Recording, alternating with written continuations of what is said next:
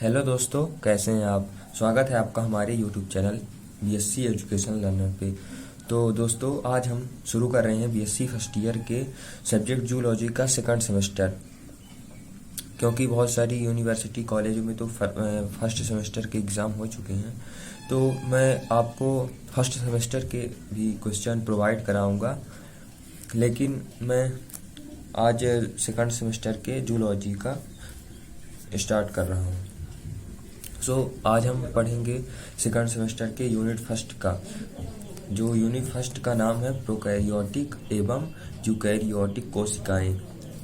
तो दोस्तों, इसमें आपको केवल इम्पोर्टेंट क्वेश्चन बताए जाएंगे और उसके आंसर सॉल्व कराए जाएंगे, बाकी अदर कुछ नहीं। पूरा लेसन आपको नहीं पढ़ाया जाएगा। दोस्तों, हमारा पहला क्वेश्चन है जो कि बहुत इम्पोर्टेंट है। तो हमारा पहला क्वेश्चन है, कोशिका क्या है, इसकी विशेषताएं लिखिए। तो दोस्तों, ये कई बार एग्जाम्स में पूछे गए हैं। तो मैं आपको बता देना चाहता हूँ कि कोशिका क्या है, इसकी विशेषताएं बहुत ही इम्पोर्टेंट है, इसको आप पढ़िएगा। तो इसका आंसर ये रहा। कोशिका सिद्धांत के अनुसार कोशिका को संरचनात्मक तथा क्रियात्मक इकाई माना जाता है। जैसा कि आप लोगों को पता है कि जो कोशिका का सिद्धांत है, वो इसके सिद्धांत के अनुसार ये कहा गया है कि कोशिका को संरचनात्मक तथा क्रियात्मक इकाई माना जाता है।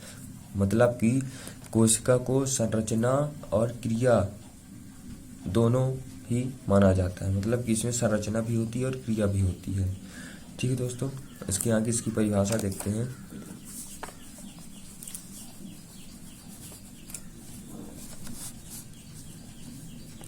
जो खोज करता है तो कोशिका की परिभाषा इस तरह इन्होंने दी है। कोशिका जीवित जंतुओं की वह संरचनात्मक व क्रियात्मक इकाई है जो सभी जैविक क्रियाओं को स्वतंत्र रूप से करने की क्षमता रखती है।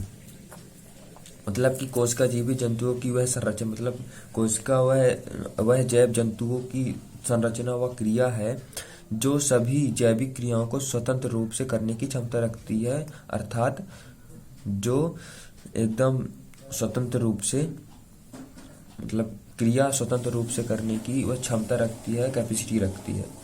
ठीक है दोस्तों, तो ये हुआ इसका परिभाषा। आपको बस इतना ही पढ़ना है, इसके आगे कुछ नहीं। और इसकी विशेषता मैं आपको बता देता हूँ।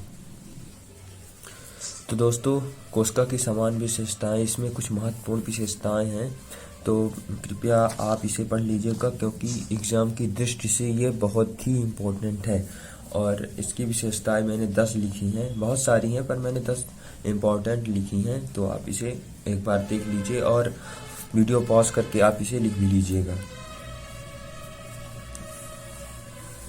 तो इनमें से पहली विशेषता ये है, सभी कोशिकाओं में जीवित पदार्थ यानी लिविंग सब्सटेंस पाया जाता है, जिसे जीव द्रव्य कहते हैं। ठीक है दोस्तों, अब देख लेते हैं दूसरी दूसरी विशेषता। जीव द्रव्य में केंद्रक पाया जाता है, यानी जो जीव द्रव्य होता है उसमें केंद्रक भी पाया जाता है।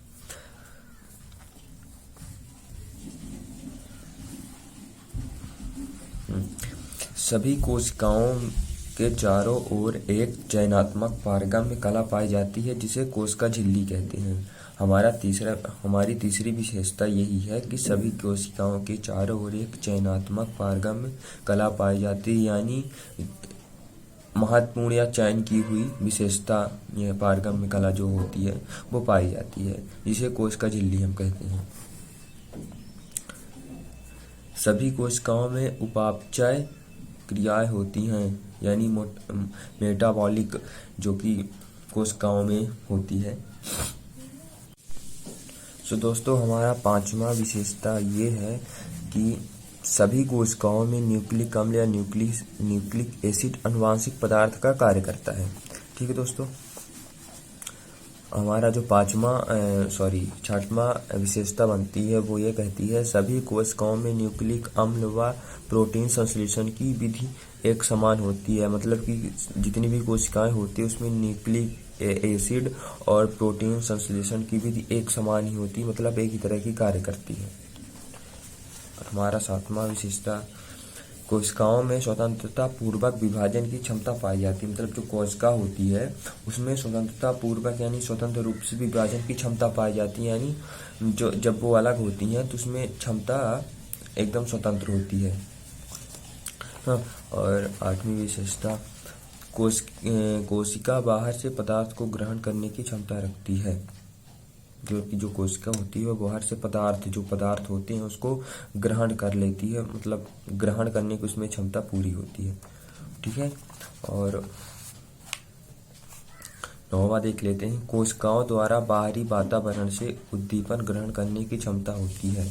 ठीक है, और हम आखिरी देख लेते हैं। कोशिका में वृद्धि की क्षमता होती है, मतलब जो कोशिका होती है वो वृद्धि कर सकती है। तो आज के लिए बस इतना ही, मिलते हैं नेक्स्ट वीडियो में। और प्लीज़ चैनल को सब्सक्राइब कर लीजिएगा, जिससे आगे आपको अच्छी, मतलब कि आपको ओनली इम्पोर्टेंट क्वेश्चन आपको प्रोवाइड होंगे। सो चैनल को सब्सक्राइब कर लीजिएगा और पसंद आए तो लाइक भी कर लीजिएगा।